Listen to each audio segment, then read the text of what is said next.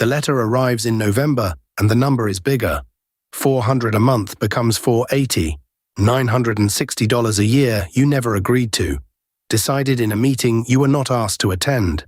The first instinct is that this cannot possibly be allowed. In most of the country, it is. That is the uncomfortable part of this answer, and it is better to know it than to spend 3 months arguing from a position that does not exist. But there is a second half, and it is the useful half. Even where the board can raise dues on its own, the power is not unlimited, it is not unconditional, and in several states it stops at a hard number.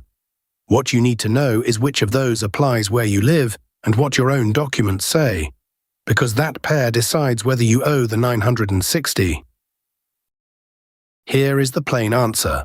In most states, an association's board may set the annual budget and raise regular assessments without putting it to the membership.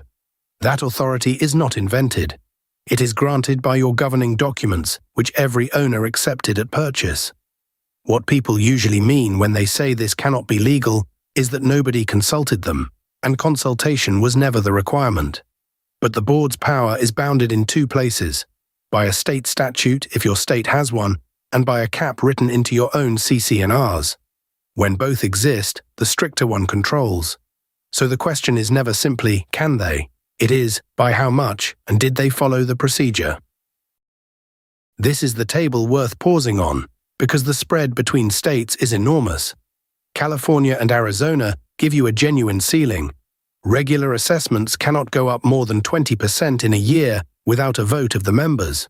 On $400 a month, that caps the damage at $480, anything above it, and they have to come to you. Florida and Illinois take a different route for condominiums. Rather than capping the increase, they give owners the right to reject a budget that exceeds roughly 115% of last year's. Notice how different that is in practice. A cap protects you automatically. A rejection right only protects you if you organize and use it before a deadline. Colorado, Nevada, Washington, and North Carolina have their own budget rejection mechanisms. And then there is most of the country where no statutory percentage limit exists at all, and the only thing standing between you and any number is your own CC&Rs. Now the part most owners never do, and it is where the actual leverage usually sits. Your CC&Rs frequently contain their own cap on annual increases, 5%, 10, 20, or tied to a published inflation index. That cap is enforceable, and where it is stricter than your state statute, the document is what binds. So an owner in a state with no statutory limit is not necessarily unprotected.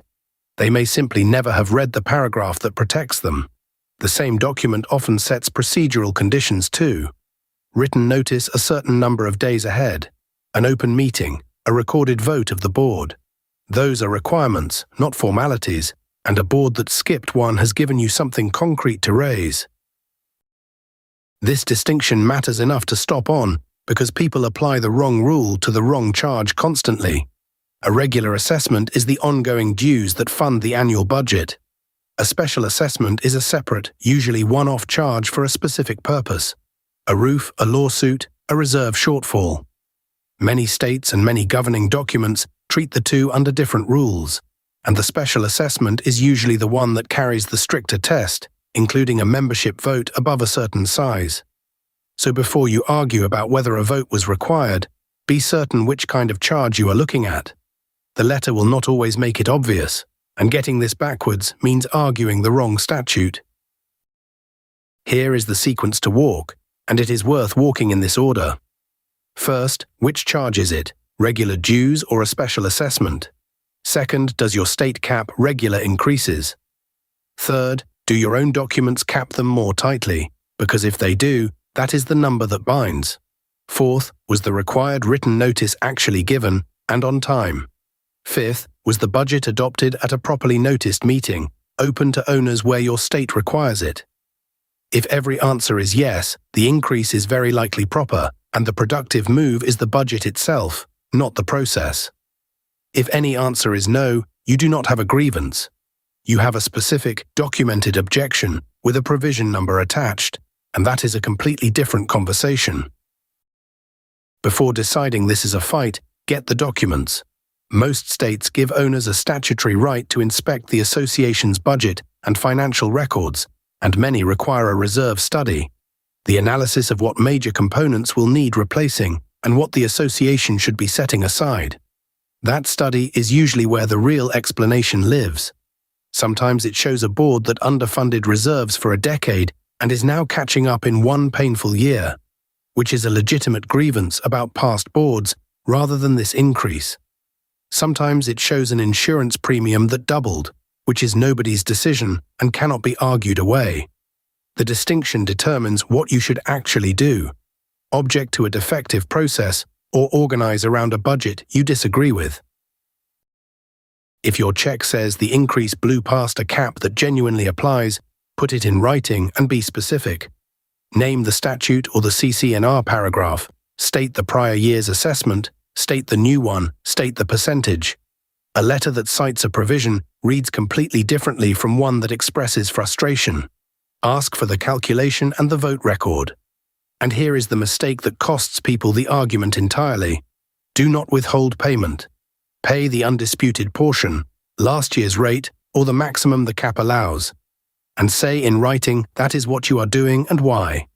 Withhold everything and you convert a dispute about a rate into a delinquency, and a delinquency has its own escalation with late fees, interest, and eventually a lien. You will have handed away the high ground for nothing. So to carry away, in most states, the board can raise regular dues without asking the membership, and that is uncomfortable but true. California and Arizona cap the increase at 20% without a vote. Florida and Illinois condominiums give owners a right to reject a budget above roughly 115%, which only helps if it is organized and used. Most states set no percentage limit at all, and in those the only cap that can exist is the one in your own CC&Rs, so read them. Special assessments run on separate and usually stricter rules. And whatever you do, pay the undisputed portion and dispute in writing with a provision number, because the single fastest way to lose this argument is to stop paying. Sources are on screen and in the description. This is general education, not legal advice. Increase limits, notice requirements, and owner veto rights vary by state, and condominium rules frequently differ from those for planned communities in the same state. If your increase looks like it exceeded a cap, the written breakdown and the dispute letter templates are linked below, and the first step is always the same. Get the budget and the reserve study.